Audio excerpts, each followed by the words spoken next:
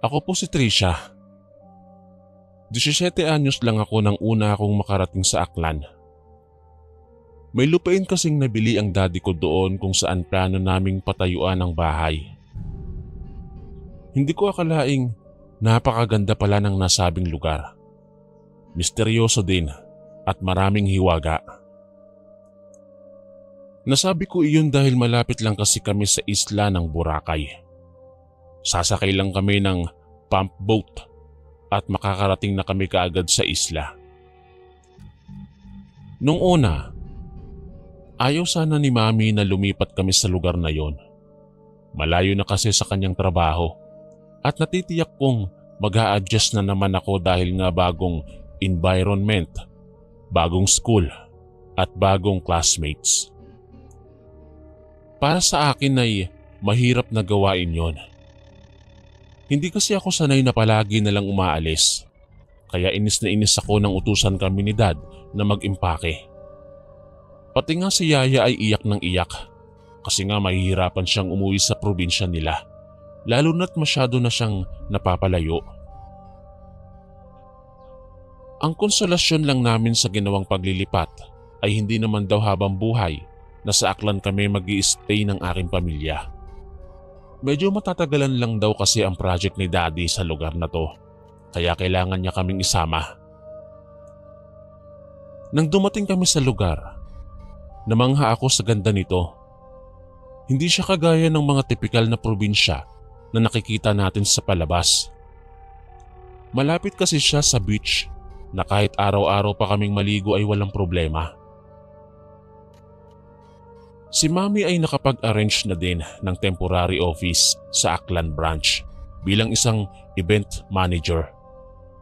Kaya naman gumaan na din ang kanyang pakiramdam. Samantalang ako, heto, umagang-umaga pero nakasimangot habang binibigyan ng instruction ni Daddy tungkol sa paghatid at pagsundo niya sa amin ni Cindy sa school. Si Cindy po ang nakababata kong kapatid na 14 years old naman. Kagaya ko, ayaw niya din na mag-transfer kami pero dahil mahigpit si Daddy, wala kaming magagawa kundi ang sumunod na lang. Sabay kaming inihahatid ni Daddy sa school. Sa hapon naman ay sabay din kaming sinusundo kaya walang problema sa akin. Unang araw ko pa lang sa eskwelahang yon ay usaping aswang na kaagad ang bumungad sa akin. Hindi ko alam kung bakit takot na takot ang aking mga kaklase sa mga aswang. Kami kasi ng kapatid ko ay pinaniwala ng mga magulang namin na hindi totoo ang mga nasabing nilalang. Sila ay bunga lang daw ng ating malilikot na pag-iisip. Kaya naman habang pinag-uusapan nila ang aswang, ay pinakikinggan ko lang sila. Para sa akin, ay wala naman yung halaga. Lalo na't mas nakatuon ang aking atensyon sa mga bagay na may kinalaman sa makabagong mga bagay. Mas natatakot ako sa mga holdupper, killer at stalker. Sila ang orihinal na aswang na kailangan nating bantayan. Dahil hindi natin alam isang araw, basta na lang nila tayong dumugin ng walang kamalay-malay. Kinahapunan, magkasama na kami nila Daddy at Cindy sa loob ng kotse. Ang sabi sa amin ng aking ama, tumawag daw si Mami sa kanya. May bisita raw kami kaya sana ay tulungan namin si Mami na bantayan ito. Napakunot ang noo ko at tinanong si Daddy kung bakit kailangan pang bantayan gayong bisita lang naman. Anya, hindi lang basta simpleng bisita ang dumating sa bahay namin. Kaninang umaga pa raw kasi nagmamakaawa ang ginang na yon na kung pwedeng makituloy na muna siya sa bahay namin. Wala na raw siyang mapupuntahan at talagang inabot siya ng malas buong araw. Ayon naman daw kay Yaya, kilala niya ang nasabing babae. Dahil nagtitinda raw ito ng lomi sa katabing daycare center.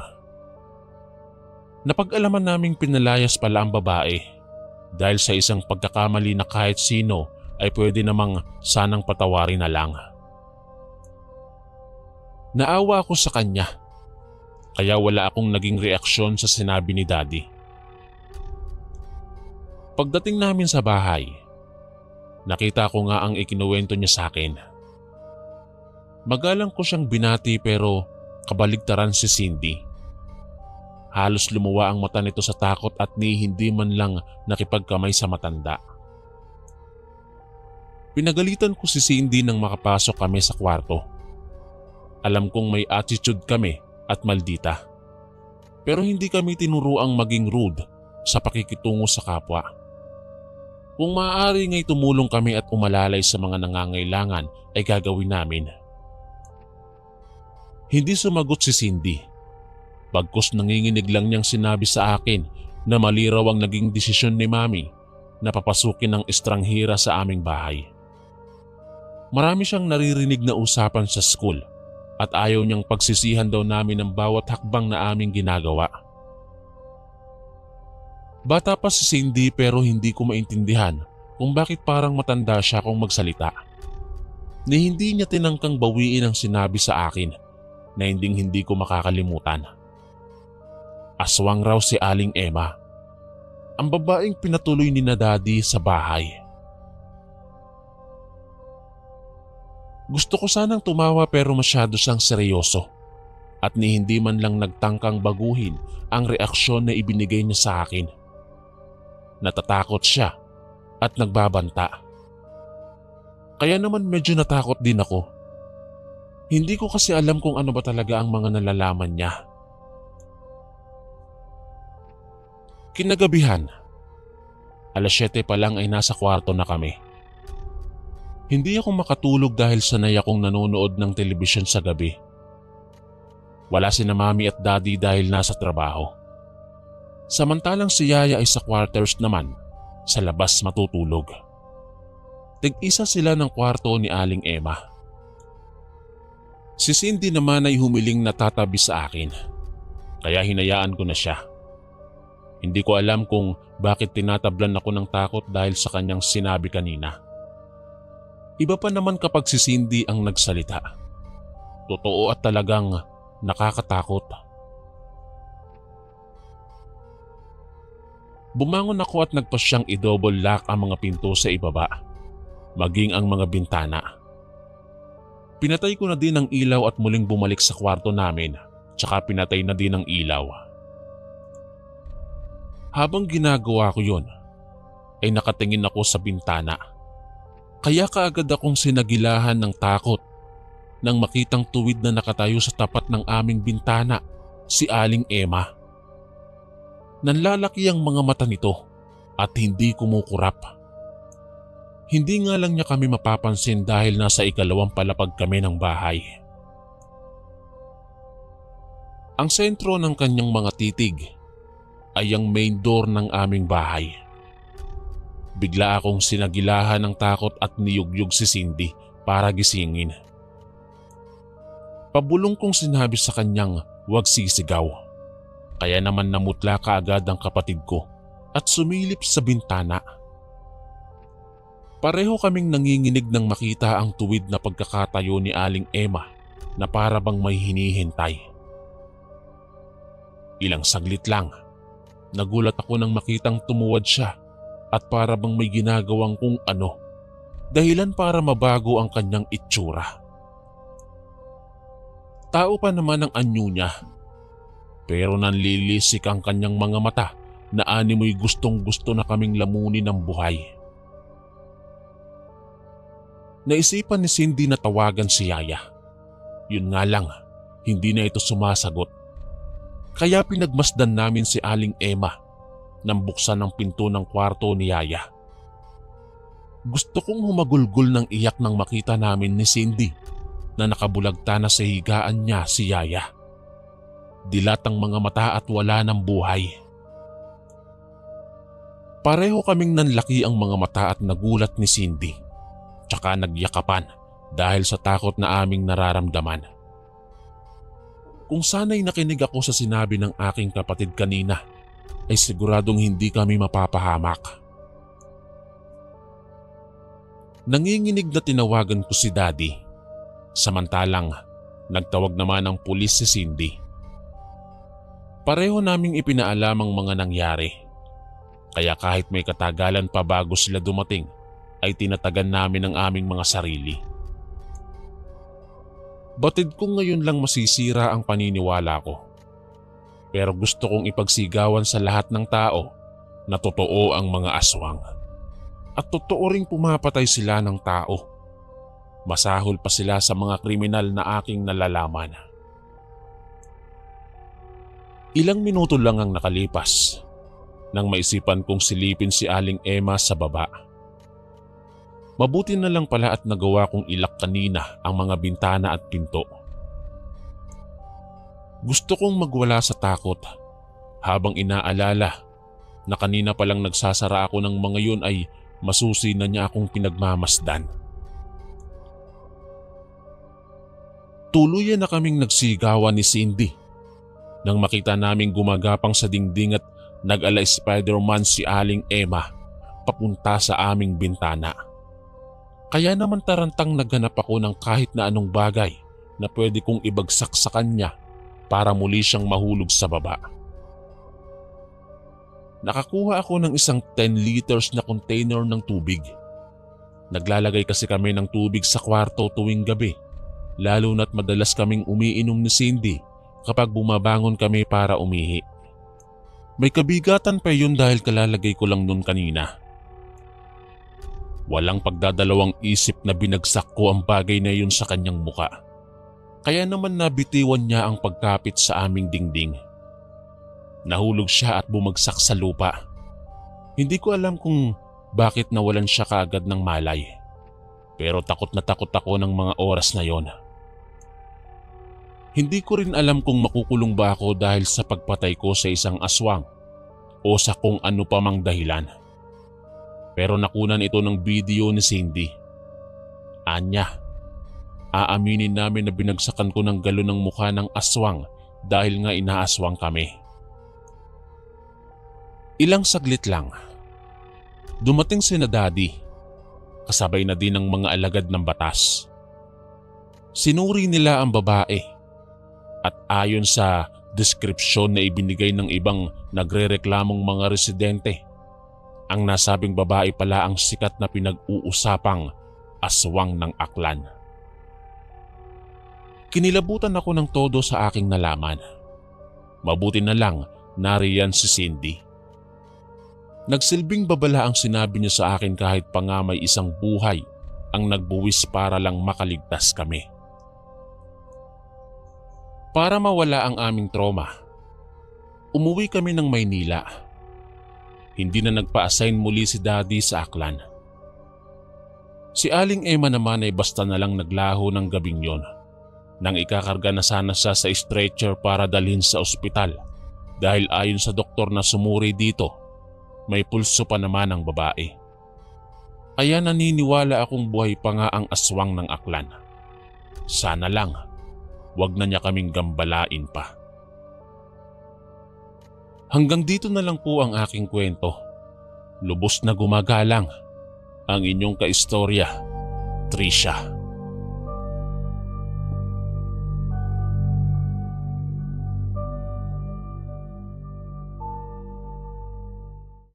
Magandang araw, Kuya Chris. Tawagin niyo na lang po ako sa pangalang Tristan. May nais po akong ibahaging kwento sa inyo. Ang naging karanasan ko tungkol sa mga aswang. Nagkakagulo kami ng gabing yon habang daladala ang mga sulo. Humingi sa amin ng tulong si Mang Pedro, ang isa sa mga tanod ng aming baryo. Sinugod daw ang kanyang bahay ng abwak at inatake ang kanyang mga hayop. Nakahihindik ang naging itsura ng kanyang mga alaga. Nakahandusay ang mga ito sa lupa. Duguan at bulwak ang mga bituka. Tila ba sinadyang hugutin ng salarin at ikalat sa lupa na parang wala nang kinatatakutan. Nang subukang humingi ng tulong ang matanda, tsaka lang namin natuklasang may nilalang pala na tumitira sa kanyang mga alaga. Ito ay ang mga abwak. Sila ang mga uri ng aswang na dumadaan sa ilalim ng lupa para makapambiktima. Marami na silang nabibiktima sa aming nayon, kaya itinuturing silang salot sa aming lipunan. Ilang kalalakihan ang kasama naming hinabol ang aswang na kanina lang ay balak na namang puntiryahin ang natitirang baboy sa kulungan ni Mang Pedro. Nang makita ng mga kasamahan namin ang papatakas na aswang, mabilis pa sa 4:00 hinabol namin ito at ginamitan ng sibat para wag nang makalayo pa. Nilundagan ko ang aswang dahil ako ang unang nakakita sa kanya. Nagpagulong-gulong kami sa lupa at nagpambuno ng tila mga batong nahulog mula sa ibabaw. Nang bumagsak kami, hindi ko na siya tinigilan hanggang sa masiguro kong lahat ng aking lakas ay naipalabas ko sa pamamagitan ng pagbugbog sa kanya. Umatungal ang aswang at hindi na nakagalaw pa nang subukan niya akong lingkisin gamit ang dila niya. Paano ba naman kasi? Nailabas ko kaagad ang aking tinatagong kutsilyo at mabilis na tinastas ang may kahabaan niyang dila. Dahil dito, nagkikisay siya sa sakit at kaagad na nagpumiglas para subukang makawala sa akin. Ang hindi ko lang napagandaan ay ang ginawa niyang pagkalmot sa akin, dahilan para mapasigaw din ako sa labis na sakit. Kaagad na tumatak sa aking braso ang 3 pinaglandas niyang kuko, kaya tuluyan ko na siyang nabitawan. Pareho kaming hinihingal, ngunit ang plano kong pag-atake papunta sa kanya ay naudlot nang mabilis pa siya sa 4:00 nawala sa paningin ko. Tila kasing bilis ng kidlat na nagpalamon siya sa lupa at hindi ko nakita pang muli. Siyang pagdating naman ng aking mga kasamahan. Humahango si tatay nang tawagin niya ako, kaya kaagad ko sinabi sa kanya na nakatakas ang abwak. Tumango-tango naman si tatay. Mahirap daw talagang habulin ng aswang na nagtatago sa kanyang lungga. Kaya naman napagpasya na naming umalis at puntahan muli si Mang Pedro, na sa mga oras na iyon ay sobrang nalulungkot sa kanyang mga alagang hayop na dinali ng aswang. Kinaumagahan, naghintay-hintay kami ng balita kung may sugatan ba sa buong nayon. Lumipas na lamang ang maghapon hanggang sa magulat na lang kami nang magpadala ng mensahe sa aming kapitbahay si Kuya Jun. Ayon sa kanyang liham, isinugod daw sa ospital si Aling Ada, ang kanyang landlady. Bigla na lang daw nahiwa ang dila nito sa hindi malamang dahilan. Naintriga ako at tinanong sa aking sarili kung madalas bang umaalis ang kanyang landlady sa bahay tuwing gabi. Ang nangyari kasi kagabi ang kaagad na sumagi sa aking isipan. Oo nga po pala, ang kuya ko ay nagtatrabaho sa kabilang bayan kung saan nagrerenta siya ng kwarto kina Aling Ada para hindi na kailangang umuwi sa aming bahay araw-araw. Masyado na kasing magastos ang pamasahe kung araw-araw bumibiyahe. Isa siyang gwardya na nakadestino sa isang sikat na butika. Matagal na siyang nagtatrabaho at kahit paano ay nakakapagpadala ng pera para sa aming pangangailangan. Nang malaman ko ang tungkol sa nangyari kay Aling Ada, ipinatanong ko kaagad kay kuya sa pamamagitan ng bumibiyahe naming kapitbahay kung pwede ba akong dumalaw sa kanya. Nagtataka man, walang nagawa si kuya kundi ang payagan ako. Hindi naman naging mahirap sa akin ang pagpunta sa bayan. Maraming sasakyan at madaling matunto ng bahay kung saan nakatira si kuya. Pinatuloy niya ako sa kanyang kwarto. Siya lang pala ang naiwan dahil halos lahat ng kanyang mga kasamahan ay nasa kani-kanilang trabaho pa, maliban kay Aling Ada na sinamahan ng kanyang anak sa ospital. Tinanong ko si kuya kung anong itsura ni Aling Ada. Ang sabi niya, medyo maputi raw at mahaba ang buhok. Nang ituro niya sa akin ng babae, nang magsidatingan ng mga ito galing sa doktor, nagkatinginan kaming dalawa ni Aling Ada. Siya ang unang lumihis ng tingin sa akin. Tila ba iniiwasan niyang makita ang aking pagmumuka. Hindi ko naman nakalaing kasing bata lang pala ni Kuya si Aling Ada. Para kasing napakahirap nitong paniwalaan, lalo na't Aling ang tawag naming lahat rito. Maganda si Aling Ada. May kaputian at balingkinita ng kanyang katawan. May dalawang anak siya, si Maya at Lara. Katulad ni Aling Ada, magaganda din ang kanyang mga anak.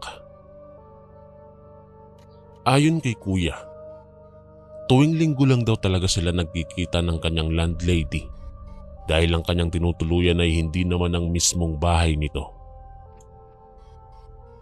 May isang tahanan nito sa likurang bahagi ng kagubatan kung saan doon madalas na naglalagi ang mag-anak. Dagdag pa ni Kuya, walang asawa si Aling Ada. Base sa mga nalaman niya, nagkaanak lang daw si Aling Ada sa dalawang magkaibigang lalaki sa bata nitong edad. Ito ang dahilan kung bakit sa kabila ng pagkakaroon nito ng mga dalagang anak ay nananatiling bata ang itsura nito. Dahil bata pa din naman ito, sa tansya ko ay nasa 30 lang siya. Sina Maya at Lara ay nagmumukhang kapatid lang niya kung ikukumpara sa kanya. Tinanong ako ni Kuya kung ano ang sadya ko sa kanya. Pwede naman daw akong magpadala sa kanya ng sulat kagaya ng nakagawian namin. Hindi ko raw pwedeng basta na lang iwanan si tatay. Sinabi ko sa kanya na nababalot ng takot ang mga tao sa nayon ilang araw na ang nakararaan dahil sa panggugulo ng abwak na aswang na walang ibang ginawa kundi ang atakihin ng mga alagang hayop ng aming mga kababayan. Sinabi ko sa kanya na nakasagupa ko ang aswang na nagkataong namataan namin sa baryo nung gabing sumugod kami sa bahay ni Mang Pedro para tugunan ang kanyang hinihinging tulong. Mabuti na lang, may isang aswang pa akong naabutan na abalang nilalantaka ng isa sa mga baboy ni Mang Pedro. Kaya naman hindi ako nagdalawang isip na hiwain ang dila nito. Hindi ko na idinetalye kung paano ko kinalaban ang aswang. Ngunit nakita ko kung paano nanlaki ang mga mata ni Kuya matapos marinig ang aking sinabi. Anya, ano naman daw ang kinalaman ni Aling Ada sa mga aswang na aking kinalaban? Hindi ako kagad sumagot.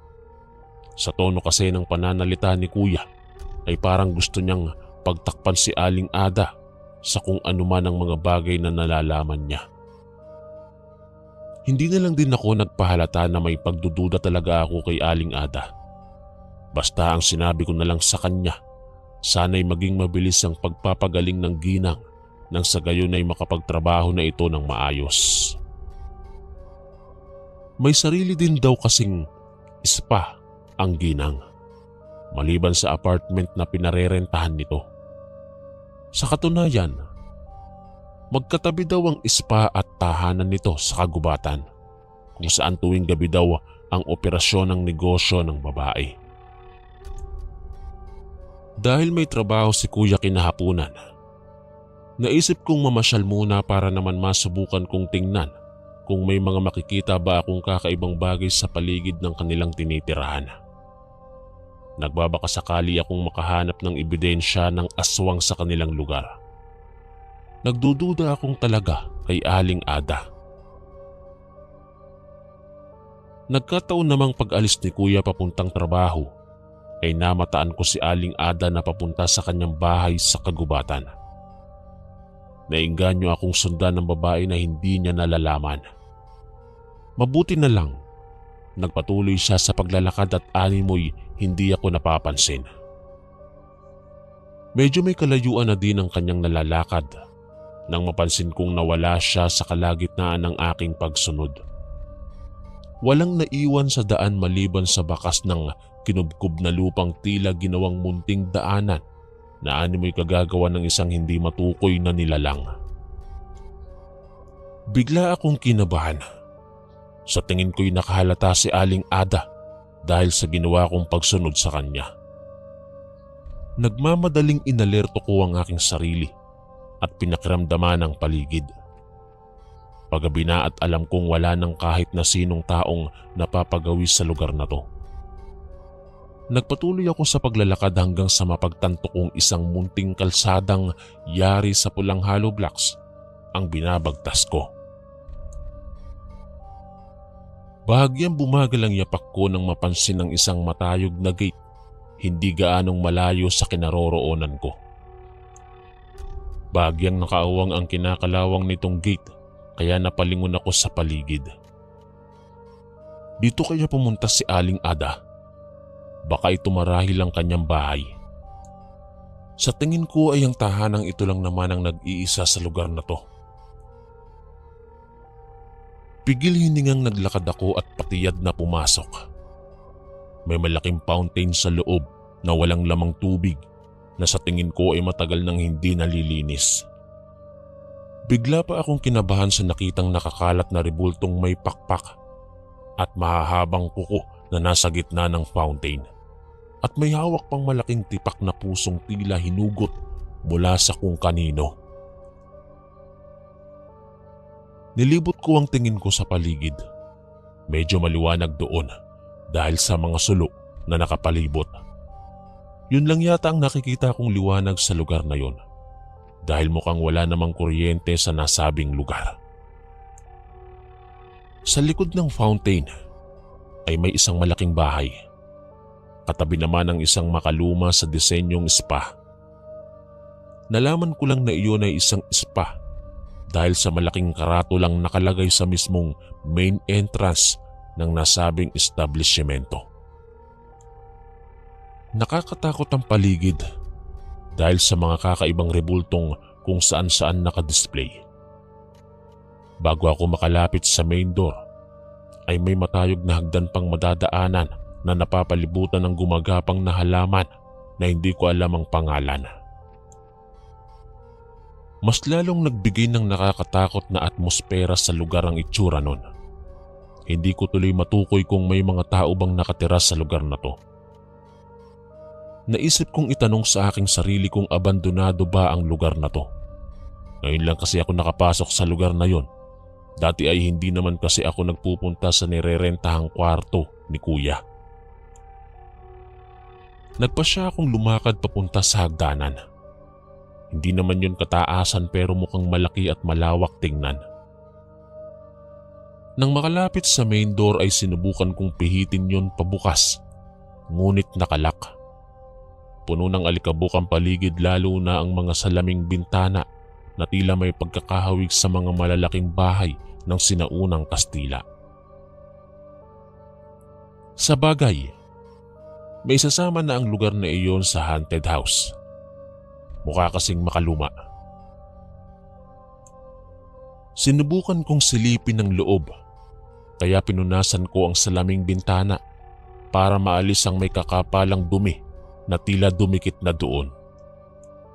Sa tingin ko nga ay ilang taon nang hindi nadadaanan ng basahan ng lugar na to. Pero sumilip lang pala ako para lang magulat. May mga matang nakasilip din sa akin mula sa parte ng salaming pinunasan ko. Dilat ang mga matang yon na tila nagmamakaawang tulungan ko. Bahagya akong napaatras habang sapo ang dibdib sa sobrang sindak. Iba pa naman akong matakot dahil hindi ko magawang makapagsalita o makasigaw man lang. Umuurong ang aking dila at tila mauupos na kandila ang aking mga paa na tila itinulos sa kinatatayuan. Saglit akong naestatwa at ni hindi man lang makapagsalita. Ramdam ko ang dahan-dahang pag-akyat ng kilabot sa aking kaibuturan nang nagkukumahog na umalis sa bintana kung sino man ang taong yon at biglang niyugyug ang doorknob sa harapan ko. Alam ko yun dahil gumagalaw ang doorknob na tila nais buksan ng kung sino man ang nasa loob. Hindi ako nakatiis at naibulong sa kanya kung sino siya na hindi na nasundan pa. Narinig ko na lang kasi ang kanyang matinis na sigaw palayo hanggang sa tuluyan na siyang naglaho.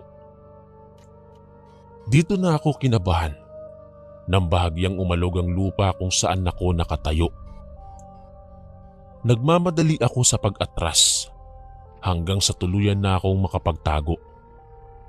Mabilis ko kasing natakbo ang pinakamalapit na mayabong na halamanan sa may hagdanan kaya doon na ako nagkubli. Hinintay ko kung ano ang mangyayari at kagaya nga ng aking natuklasan. Biglang sumabog ang isang bahagi ng bakuran at inilabas ang isang babaeng nakakulay pulang bestida na kanina ko pa sinusundan. Nakita ko ang mabagsik niyang muka na may nanlilisik na mga mata. Hinihingal siya habang inaamoy-amoy ang buong paligid. Sumunod namang naglabasan din sa ilalim ng lupa ang dalawa niyang anak na sila Maya at Lara. Parehong masama ang timplada ng mukha ng mga ito at mukhang may hinahanap. Mas lalo kong isiniksik ang aking katawan sa loob ng halamanan. Bigla akong natakot sa kanilang mga itsura. Siguradong hindi alam ni Kuya ang kanilang tunay na pagkatao. Sila ay mga abwak. Narinig kong nagsalita si Aling Ada sa kanyang mga anak. Sabay sabing nasa kanilang balwarte raw ang lalaking tumapyas sa kanyang dila. Alam kong ako ang tinutukoy niya. Gayunpaman, hindi ako nagpahalata at pinilit na manahimik sa aking kinaroroonan. Kapag nalaman nilang nasa paligid lang ako, siguradong hahanap sila ng paraan para mapalabas ako. Hinintay kong pumasok sila sa kanilang bahay bago ako umatras para puntahan ang aking kuya. Kailangan niyang malaman ang aking nadiskubre dahil alam kong makikipagtulungan siya sa akin. Dali-dali akong nagpunta sa kanyang pinagtatrabahuhan. Nagtataka pa si kuya kung bakit naroon ako at kung ano na naman daw ang kailangan ko. Sabi niya, wala daw rason para siraan ko ang kanyang landlady kaya dapat lang daw na umuwi na ako. Marahas akong umiling sabay-sabi sa kanya na hindi naman ako nagsisinungaling. Totoong nakita kong gumagalaw na kagaya ng isang abwak ang kanyang landlady, maging ang mga anak nito. Pinandilatan ako ni kuya sabay-sabing wag na wag akong gagawa ng kung ano-anong mga kwento. Dahil hindi raw ito maganda sa kapwa, lalo na sa kanyang landlady na walang ibang ginawa kundi ang tulungan siya sa panahong kailangan niya at nagigipit siya. Napailing ako sa puntong ito. Hindi niya alam kung bakit ako nagkakaganito. Ang mga babaeng tumutulong sa kanya ay ang mga aswang na umaatake sa aming nayon. Kapag hindi niya ako tinulungan, mag-isa akong gagawa ng paraan para masupil ang mga ito. Bumalik ako sa kanyang tinutuluyan at naghanap ng maaaring ipangontra sa mga aswang. Ngunit maras lang akong napailing nang mapansing wala man lang maski asin sa kanilang tahanan. Mabuti na lamang at may mga malapit na tindahan sa di kalayuan. Nagtanong-tanong ako kung matagal na ba nilang kilala si Aling Ada at natuklasan kung ayaw pala siya ng mga kapitbahay niya. Hindi lang daw nila magawang umangal dahil natatakot sila sa mga kayang gawin ng babae. Maraming beses na daw napapansin sa tuwing may kinakalaban silang anak o mismo si Aling Ada ay may nangyayari daw kaagad na kakaiba sa kanilang mga alagang hayop tuwing umaga. Isa sa mga nakausap ko ay si Aling Bilma na isang tindera ng sari-sari store. Tuwing mangungutang daw ang anak ni Aling Ada na si Maya ay sinisingil niya ito. Inabot na daw kasi ng 1 buwan ang utang ng babae ay hindi naman ito nakakabayad. Kailangan pang puntahan ni Aling Vilma ang babae sa bahay nila. Ngunit nang makausap sila ni Aling Ada ay nagalit lamang ito. Hindi binayaran ng utang at nagbanta pa ang mag-ina sa kawawang ginang. Kaya naman kinagabihan, pinalak ni Aling Vilma na takutin ng mag-ina. Sinubukan niyang batuhin ang bahay ng mga ito para lang magulat nang makitang nagbago ng anyo si Aling Ada at naging isang nakahihindik na halimaw. Inatake daw siya at sinubukang hilahin papunta sa ilalim ng lupa. Ngunit nagawa pa niyang magsisisigaw dahilan kung bakit kaagad na rumesponde ang mga kapitbahay at madiskubre ang tunay na katauhan ng mag-iina. Sila pala ay mga aswang na abwak. Mula noon, wala nang nagtangkapang lumapit sa mag-ina. Yung sa pangaraw ay front lang naman daw iyon para makapambiktima sila ng mga turistang napapagawi sa kanilang lugar. Sa katunayan niyan, may ilang tao na daw silang nabiktima at nalason na ng tuluyan ng isipan, kaya mas lalong hindi sila makalapit. Nagduda akong lalo sa ikinikilos ng aking kuya. Malakas ang kutob kong isa siya sa mga taong nalason na ng mga aswang ang isipan. Kaya kung ipagtanggol niya ang mga mag-iina ay sobra-sobra. Humingi ako ng tulong sa mga kapitbahay nila Aling Ada para masugpo ang kanilang kasamaan. Pumayag ang mga ito at nagsigawa ng mga sibat at nangulikta ng buntot pagi para sa aming pagsugod mamayang hating gabi. Sinubukan ko ding balikan si kuya sa kanyang pinagtatrabahuhan. Ngunit ayon sa kanyang kasamahan ay maagang umuwi ang aking kapatid na labis kong ikinabahala. Halos mahilo ako sa kakatakbo pabalik naman sa kanyang nirerentahang bahay. Dito ko naisip na nagpunta si kuya marahil ay dahil nag-aalala siya sa aking sinabi tungkol kay Aling Ada kanina. Napahinga ako ng maluwag nang mamataan siya sa loob ng kanyang kwarto na tila ba may hinahalungkat sa kanyang malaking kahon. Napasingap ako nang makita si kuya na may kinukuhang malaking Tupperware mula sa pinakailalim at binuksan yun. Napatakip ako ng aking ilong ng malanghapang masangsang at malansang amoy ng laman nito. Gusto ko mang magtanong kung ano ang ginagawa niya at kung bakit hindi man lang niya nagawang mapansin ako ay hindi na din ako nag-ingay pa. Kailangan kong mahuli sa akto kung ano ang ginagawa niya. Ilang saglit pa, naging abala na si kuya sa kanyang ginagawa. Naririnig ko ang mabilis niyang pagmuya na tila ba nagmamadaling ubusin kung anong pagkaing nilalantakan niya. Nanginig ako at papikit na tiniis ang malansang amoy na nalalanghap ko. Hindi na ako nakapagpigil at tuluyan na akong lumabas sa aking pinagtataguan. Mukhang wala namang sigurong problema kung komprontahin ko siya. Kung nahawaan siya ni na Aling Ada, kailangan kong malaman. Tinawag ko ang kanyang pangalan nang tuluyan na akong makalapit sa kanya. Nahinto sa ginagawa si kuya at dahan-dahang lumingon sa aking direksyon. Nanlaki ang kanyang mga mata at nabigla. Kagaya din ng pagkabiglang naramdaman ko nang masilayan ko ang kulay pula niyang mata at tigmak sa dugo niyang muka. Para kaming natuka ng ahas sa kalagitnaan ng aming pagtititigan. Umangil siya at hindi na muli pang inasikaso ang kanyang nilalantakang mga lamang loob. Binitawan niya iyon at lumapit sa akin. Sa bawat marahan niyang paghakbang, napapaatras ako at halos mabingin na sa lakas ng kabog ng dibdib ko. Hindi ko alam kung bakit kailangang magpahawa ni kuya sa mga babaeng yon. Mukhang isang pagkakamali ang ginawa kong pagtawag sa kanyang pangalan. Sumingasing si kuya na naging dahilan ng pagbabago ng kanyang itsura. Ang kanyang dila ay naging mas mahaba pa sa kanyang katawan. Naglalabas iyon ng masangsang na amoy na nagpapasama ng aking pakiramdam. Mangiyak-ngiyak na tinawag ko siya sabay sabing naniniwala akong hindi siya masama. Na naaapektuhan lang siya ng kung anong meron si Aling Ada. Baka binigyan lang siya ng bertud o sadyang ginapangan ng orasyon para maging aswang kagaya ng kanyang mga anak.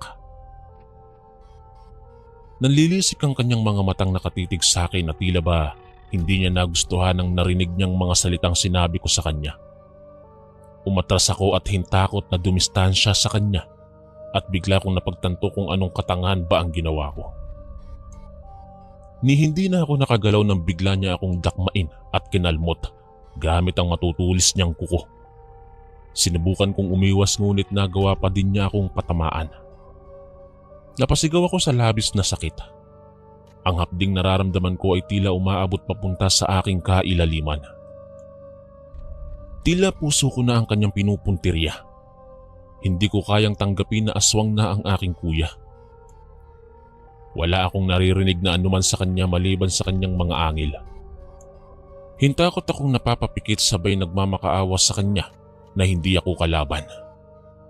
Na ako ang kanyang kapatid at naghihintay sa amin si tatay sa bahay kung saan umaasa siyang uuwi kaming magkasama at magkasundo. Hindi ko alam kung nasaling ko ba ang pagiging tao niya dahil hindi na niya itinuloy ang balak na pananakit sa akin. Sa halip, muling nagbago ang kanyang anyo patungo sa pagiging tao at tila huminahon sa kanyang nadarama. Nang magbalik siya sa normal na itsura, ay hinarap niya ako at mangiyak-ngiyak na napatitig sa akin. Anya, hindi raw siya masama. Sadyang nahaluan na yata ni Aling Ada ng kung anong laso ng kanyang dugo nang minsang magkasakit siya at gamutin siya nito. Magkagayon pa man, kailangan niyang lakasan ng loob at naniniwala akong maipapagamot ko siya sa pinakamagaling na albularyo sa amin. Maya-maya pa, isang angil ang aming narinig at mula ito kay Aling Ada. Mukhang hindi niya nagugustuhan ang ginawa kong pangungumbinsi sa aking kapatid na maging tao ulit. Akmang kakalmutin niya na sana ako, ngunit maras kong naiumang sa kanya ang punyal na sa tuwina ay daladala ko. Malakas ko itong nilanda sa kanyang tiyan, dahilan para bumulwak din ang bituka niya at magkalat sa sahig. Walang buhay na bumagsak ang aswang na abwak at hindi na nagkaroon pa ng pagkakataong makapanlaban sa amin. Sumigaw naman ang mga kapitbahay ni Aling Ada, sabay-sabing nagawa nilang patayin sina Maya at Lara, kaya naman labis ang kanilang pasasalamat at nagawa naming sugpuin ng mga nilalang na nagsisilbing salot sa aming bayan. Sa ngayon, dinala ko si kuya sa aming tahanan at kasalukuyan nang nagpapagaling mula sa muntikan na niyang pagiging aswang. Hanggang dito na lang po, Kuya Chris. Maraming salamat po sa pagbasa ng aking kwento. Lubos na gumagalang ang inyong kaistorya, Tristan.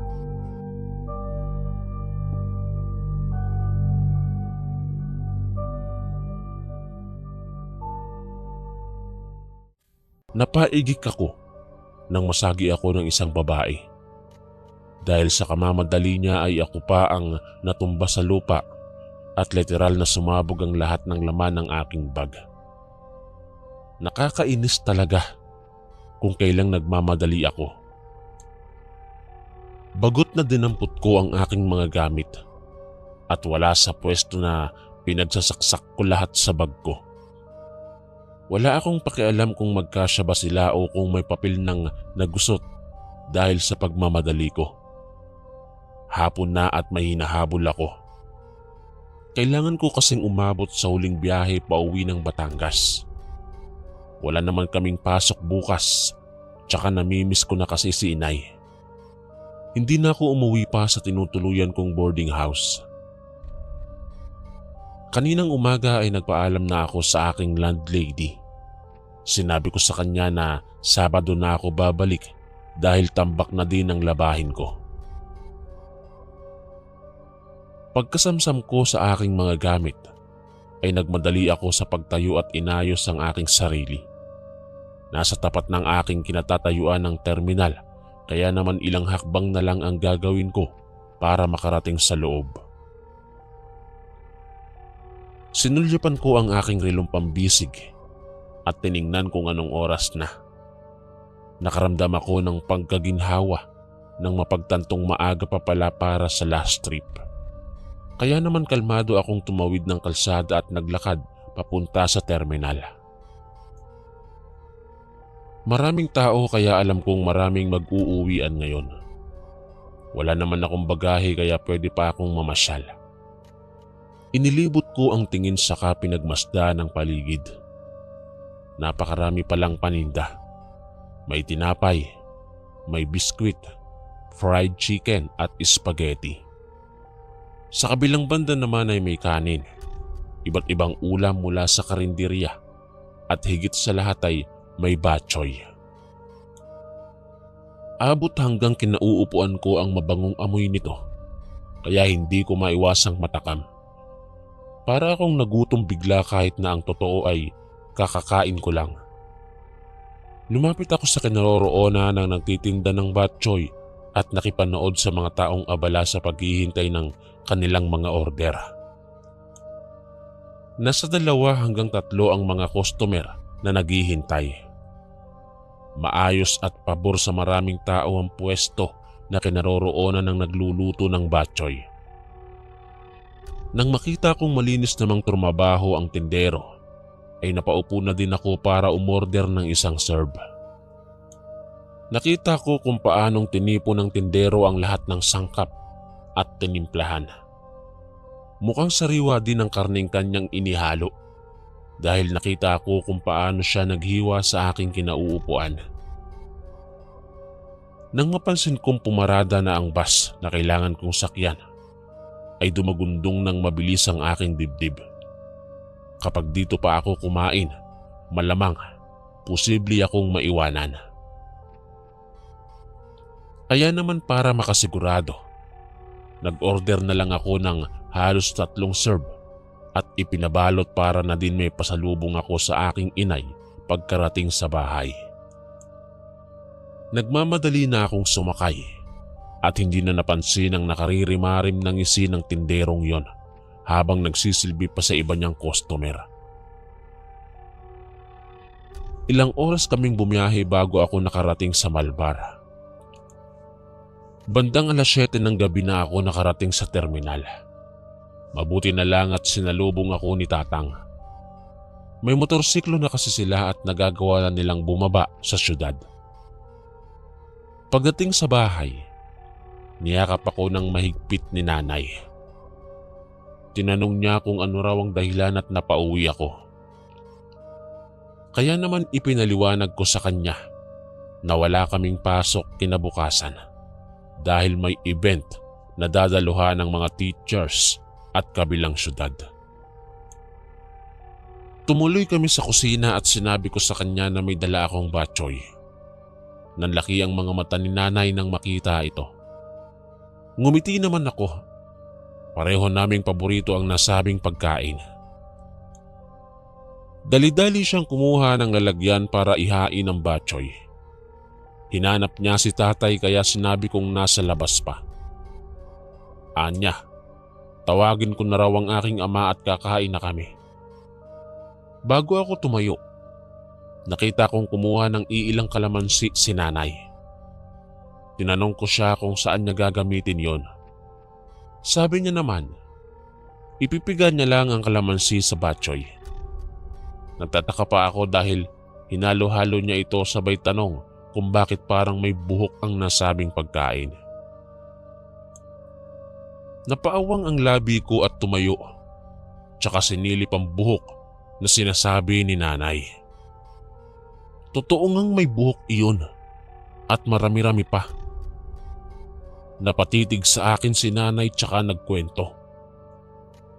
May nagtitinda raw ng batchoy dito sa amin. Nilalako niya gamit ang isang kariton at maliit na mesa. Sarap na sarap daw sa pagkain ng batchoy ang mga tao. Kaya walang nakakapansin sa makahulugang pagngisi ng tindero. Nang may makapansin sa kanilang kinakain, kanya-kanyang suka raw di umano ang mga tao. Paano ba naman kasi? May nakita silang ngipin at medyo nalutong maliit na parte ng labis sa loob ng mangkok. Sa labis pa raw na pagkasindak ng mga tao, humalakhak ang tindero na parang nawawala sa sarili. Maya-maya pa, bigla itong nagbago ng anyo sa kanilang harapan at sumingasing na parang isang mabangis na hayop. Dahil sa nakita ng mga tao ay hindi sila nakapagsalita at basta na lang nagsisisigaw. Mabuti na lang, hindi naman daw lahat ng tao ay natakot sa ginawa ng tinderong aswang pala. Ilan sa kanila ay lumaban, kaya gumaya na din daw ang iba. Sinaktan at itinaboy nila ang salot na aswang matapos itong takutin na susunugin ng buhay kapag ipinagpatuloy ang paghahasik ng lagim sa aming buong lugar. Mabuti na lang ay hindi na raw nagpakita pa ang aswang. Walang nakakaalam kung saan nagtatago ang lalaki dahil nga sa isa itong pambihirang nilalang. Mula noon ay naging maingat na ang lahat sa bawat pagkaing nabibili sa labas. Natuon ang aking atensyon sa batchoy na nasa hapag namin. Pinigaan na ito ni nanay ng kalamansi at ilang saglit pa nagulat ako. Ang mga sangkap na nasa batchoy ay nag-iba at nagkaroon ng mga nakahihindik na bagay. May putol na mga daliri ng tao, may mata at pati tenga. Nabaghan ako at nakaramdam ng takot. Hindi ko alam kung paanong nagkaroon ng mga nakadidiring bagay sa loob ng mangkok na yon. Walang sabi-sabing nagsuka ko at nawalan na ng ganang kumain. Tinanong ako ni nanay kung saan ko raw nabili ang batchoy kaya sinabi kong sa terminal. Hindi siya nakapagsalita kaagad. Nang makabawi naman, sinabi niya sa akin na huwag ko nang ipagsabi kay tatay ang tungkol sa pagkaing nabili ko. Basta ang mahalaga, huwag na raw akong bibili ulit doon. Nang makabalik nga ako sa Maynila nung araw ng Sabado, hindi ako kaagad umalis ng terminal. Minatsyagan ko pa ang tindero na nagsiserve ng batchoy. Nakita kong mabili ang kanyang pagkaing tinda kaya nag-alala ko. Kumakabog ang aking dibdib habang nagpapalipas ako ng oras sa upuan. Siguro'y nagtataka na ang mga tao dahil ilang oras na akong nakaupo doon. Minsan nga, para hindi na nila ako mapansin ay nagtatago ako sa banyo. Kinagabihan, bandang mga 9:00, medyo tahimik na ang buong paligid. Ilan sa mga tindahan ay nagsasarado na, samantalang ang tindahan ng batchoy ay bukas pa. Maraming bumibili at napapansin kong bumabalik-balik pa. Hindi ko maiwasang makaramdam ng pandidiri habang naiisip na sarap sa pagkain ng mga tao tapos karne din pala ng tao ang kinakain nila. Nang magsara na ang tindahan ng batchoy, nakita akong lumabas ang tindero. Nagmamadali ko siyang sinusundan habang naglalakad pa uwi siguro sa kanilang bahay. May bitbit siyang malaking bayong na hindi ko alam kung ano ang laman. Habang patuloy ko siyang sinusundan, nagtataka ako nang nagbabago ng paunti-unti ang hubog ng kanyang anino. Naging mas mahaba kaysa sa karaniwan ang kanyang mga braso. Ang kanyang tindig ay nagbago at nagkaroon siya ng malansang amoy na wala naman kanina. Tila mabibingi ang aking tenga sa lakas ng kabog ng aking dibdib nang mapansin kong huminto siya para lumingon sa kinaroroonan ko. Dali-dali akong nagtago sa gilid ng bangketang may kariton. Nangangatog na ako sa takot pero wala naman akong balak na magpakita sa kanya. Hindi pwede. Pinilit kong huwag makalika ng ingay hanggang sa muli siyang humakbang palayo. Napansin kong papunta siya sa sementeryo.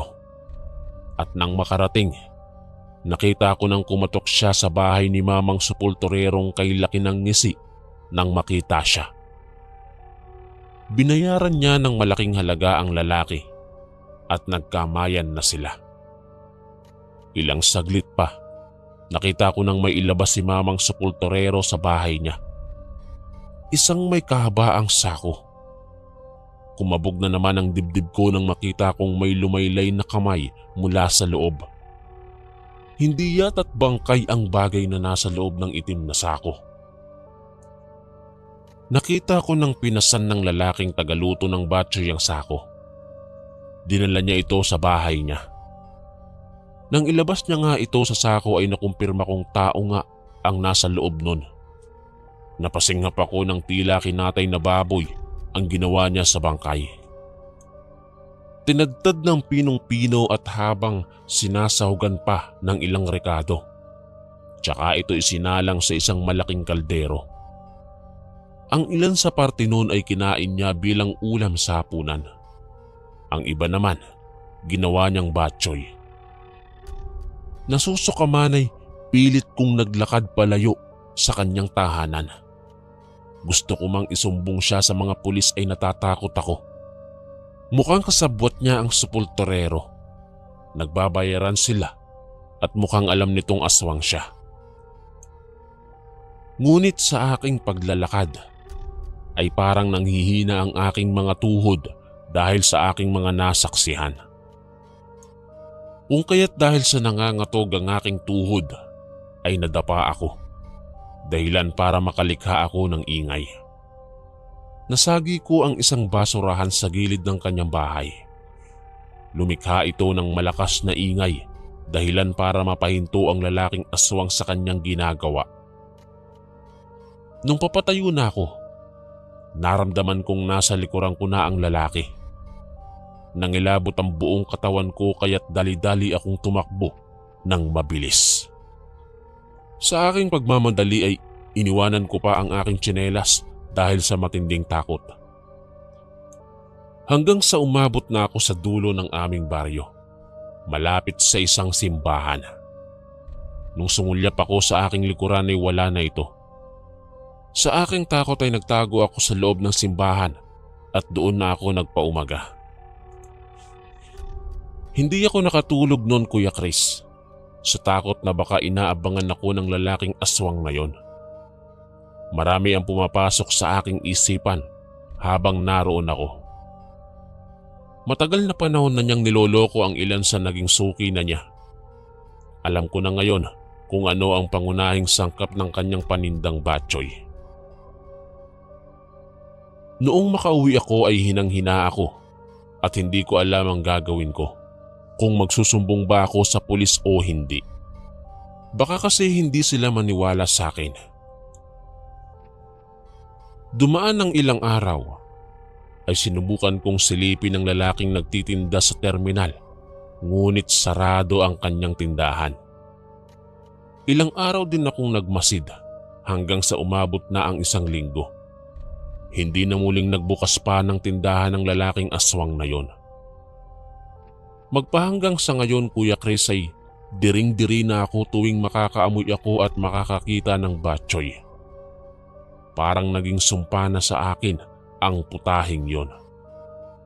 Isang karanasan na muntik nang magpahamak sa aming mag-ina. Isang nakadidiring batchoy mula sa terminal. Hanggang dito na lang po ang aking kwento. Ang inyong kaistorya, Julian. Maraming salamat po mga kaistorya sa pakikinig. At kita-kits po ulit bukas para sa isa na namang nakakatakot na kwento. Ito po si Kuya Chris, ang inyong kaistorya. God bless po at ingat po lagi.